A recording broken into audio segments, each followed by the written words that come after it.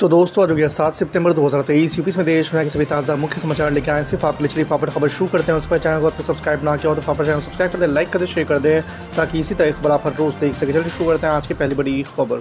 भारत बनाम इंडिया नाम को लेकर केंद्र और विपक्ष में आर पार की जंग जारी है। एक तरफ विपक्ष इसे अपने नाम से जोड़कर आरोप लगा रही है कि बीजेपी खुन्नस में संविधान से इंडिया नाम हटाना चाह रही है, तो दूसरी तरफ बीजेपी की तरफ से तमाम नेताओं ने इंडिया की बजाय भारत नाम की पैरवी करनी शुरू कर दी है। कांग्रेस संसदीय दल की प्रमुख सोनिया गांधी के संसद के विशेष सत्र को लेकर प्रधानमंत्री नरेंद्र मोदी को लिखे गए पत्र पर सरकार ने जवाब दिया है।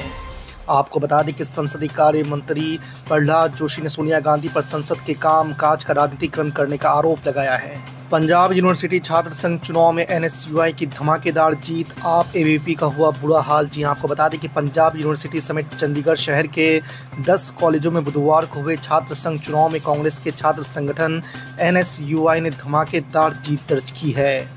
आपको बता दें कि एनएसयूआई के उम्मीदवार जतिंदर सिंह ने छात्र संघ अध्यक्ष का चुनाव जीता है।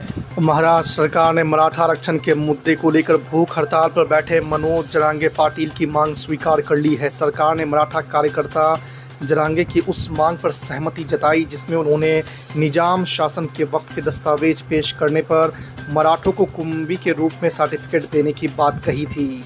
आपको बता दें कि मुख्यमंत्री एकनाथ शिंदे ने बुधवार को खुद इसकी घोषणा की है। प्रधानमंत्री नरेंद्र मोदी की अगुवाई वाली केंद्र सरकार ने 18 सितंबर से संसद का विशेष सत्र बुलाया है। इसकी शुरुआत 18 सितंबर को संसद के पुराने भवन से होगी। वहीं गणेश चतुर्थी के दिन यानी कि 19 सितंबर को नए संसद भवन में इसे शिफ्ट कर दिया जाएगा। आपको बता दें कि ये सत्र 22 सितंबर तक चलेगा।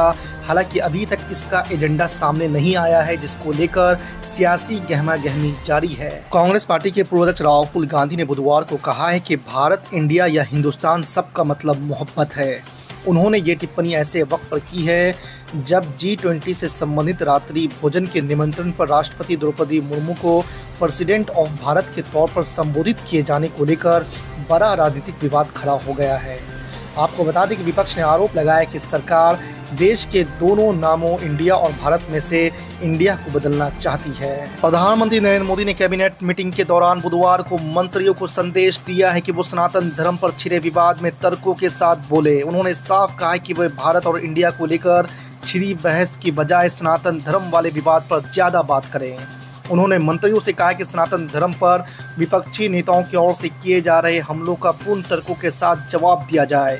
इसके लिए अध्ययन करें और ठीक तथ्यों के साथ विपक्ष को करारा जवाब दें। प्रधानमंत्री नरेंद्र मोदी भारतीय जनता पार्टी और एनडीए के खिलाफ विपक्षी दलों के गठबंधन में नजरअंदाज कर दी गई उत्तर प्रदेश की पूर्व मुख्यमंत्री और बसपा सुप्रीमो मायावती ने सुप्रीम कोर्ट से खुद से संज्ञान लेकर देश के नाम पर बने राजनीतिक दल, संगठन और गठबंधनों पर रोक लगाने की अपील की है। मायावती का यह बयान भाजपा विरोधी दलों की एकजुटता पर बड़ा हमला है। बिहार बीजेपी अध्यक्ष सम्राट चौधरी ने कहा कि लालू प्रसाद और नीतीश कुमार पिछले 35 वर्षों से बिहार की सत्ता पर है, लेकिन दोनों नेता वंचित तबका के हित में काम नहीं करते हैं। लालू यादव का आरक्षण मॉडल परिवार तक ही सीमित है। एमआईएम प्रमुख असदुद्दीन ओवैसी ने कहा कि प्रधानमंत्री नरेंद्र मोदी को आगामी विधानसभा चुनाव के कारण एलपीजी के दाम घटाने पड़े और वो एक ऐसा परिदृश्य चाहते हैं कि जहां यदि वो चुनाव जीत जाए तो वो बिना किसी जवाबदेही के अगले 5 साल जन विरोधी नीतियों के साथ निकाल दें। सनातन धर्म पर अपने बेटे उदयनिधि स्टालिन के विवादित बयान के बीच बीजेपी के निशाने पर आए डीएमके अध्यक्ष और तमिलनाडु के मुख्यमंत्री एमके स्टालिन ने अपने पॉडकास्ट श्रृंखला के पहले एपिसोड में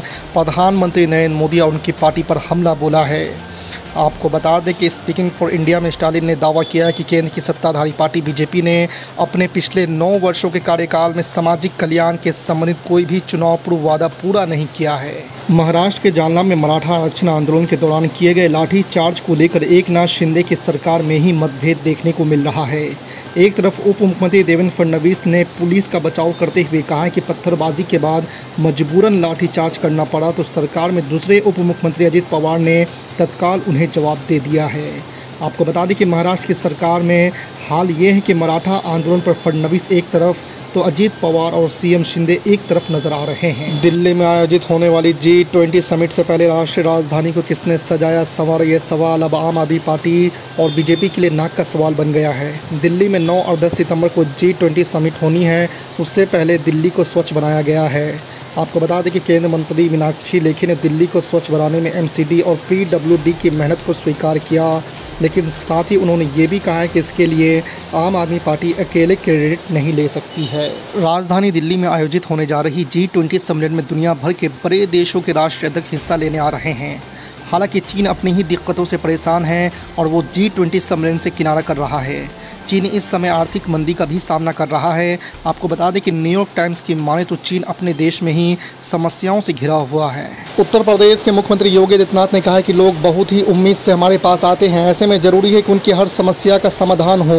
अधिकारी समस्याओं को पूरी संजीदगी से ले। ज़मीन पर कब्जा करने वालों के खिलाफ मुख्यमंत्री ने कठोर कार्रवाई के निर्देश दिए हैं। आपको बता दें कि मुख्यमंत्री रविवार को गोरखनाथ मंदिर में जनता दर्शन में लोगों की समस्याएं सुन रहे थे। बिहार के पूर्व डिप्टी सीएम और सांसद सुशील कुमार मोदी ने आरोप लगाते हुए कहा है कि विपक्षी गठबंधन इंडिया का जन्म सनातन धर्म और भारत को लांछित करने के लिए हुआ है। यही हमारे समय की ईस्ट इंडिया कंपनी है, जिसमें हिंदुओं को अपमानित करने और आपस में बांटकर सत्ता हथियाने की होड़ लगी है। घोसी उपचुनाव का प्रचार रविवार शाम 5 बजे थम गया। अंतिम दिन भाजपा सपा के दिग्गज नेताओं ने पूरी ताकत झोंक दी। प्रत्याशियों के समर्थन में डोर टू डोर जनसंपर्क किया। अब 5 सितंबर को मतदान होगा और 8 सितंबर को परिणाम घोषित किए जाएंगे। आपको बता दें कि कुल 10 उम्मीदवार मैदान में हैं। इधर जिला निर्वाचन आयोग ने गैर जिलों से आए नेताओं को जिले से बाहर जाने के निर्देश जारी कर दिए हैं। इस वक्त देश में वन नेशन वन इलेक्शन को लेकर काफ़ी चर्चा हो रही है। केंद्र की मोदी सरकार ने एक देश एक चुनाव की दिशा में एक कदम आगे बढ़ा दिया है। आपको बता दें कि कानून मंत्रालय ने पूर्व राष्ट्रपति रामनाथ कोविंद की अध्यक्षता में एक कमेटी गठित की है। इस कमेटी में अमित शाह, निरंजन चौधरी, गुलाम नबी आज़ाद, NK सिंह, सुभाष कश्यप, हरीश साल्वे और संजय कोठारी शामिल है। वन नेशन वन इलेक्शन को लेकर जारी चर्चा के बीच अब दिल्ली के मुख्यमंत्री अरविंद केजरीवाल ने कुछ सवाल उठाए हैं और पूछा है कि क्या देश के लिए वन नेशन वन एजुकेशन ज़रूरी है या फिर वन नेशन वन इलेक्शन ज़रूरी है। जब से प्रधानमंत्री नरेंद्र मोदी ने एक देश एक चुनाव के लिए पैनल की घोषणा की है, तब से विपक्ष केंद्र पर लगातार हमलावर है। इसी कड़ी में कांग्रेस सांसद राहुल गांधी ने भी एक राष्ट्र एक चुनाव अभियान की आलोचना की है। राहुल गांधी ने इसे भारतीय संघ और उसके सभी राज्यों पर हमला बताया है। प्रधानमंत्री नरेंद्र मोदी ने न्यूज एजेंसी PTI को एक इंटरव्यू दिया है। इस दौरान उन्होंने कई मुद्दों पर खुलकर केंद्र सरकार का पक्ष रखा है। इस दौरान उन्होंने कहा है कि भारत की G20 अध्यक्षता से कई सकारात्मक प्रभाव पड़े हैं, कुछ मेरे दिल के बहुत करीब है। साथ ही PM मोदी ने ये भी कहा है कि विकसित भारत में जातिवाद, भ्रष्टाचार और सांप्रदायिकता का कोई स्थान नहीं होगा। तमिलनाडु के मुख्यमंत्री MK स्टालिन के मंत्री बेटे उदयनिधि स्टालिन के सनातन धर्म पर दिए गए विवादित बयान के बाद बवाल मच गया है। बीजेपी समेत तमाम दलों के नेताओं ने बयान का विरोध किया है। केंद्रीय गृह मंत्री अमित शाह ने भी राजस्थान के डूंगरपुर में रैली को संबोधित करते हुए उदयनिधि के बयान पर प्रतिक्रिया दी। उन्होंने इंडिया गठबंधन को घेरते हुए कहा है कि 2 दिन से आप देश की संस्कृति और सनातन धर्म का अपमान कर रहे हैं।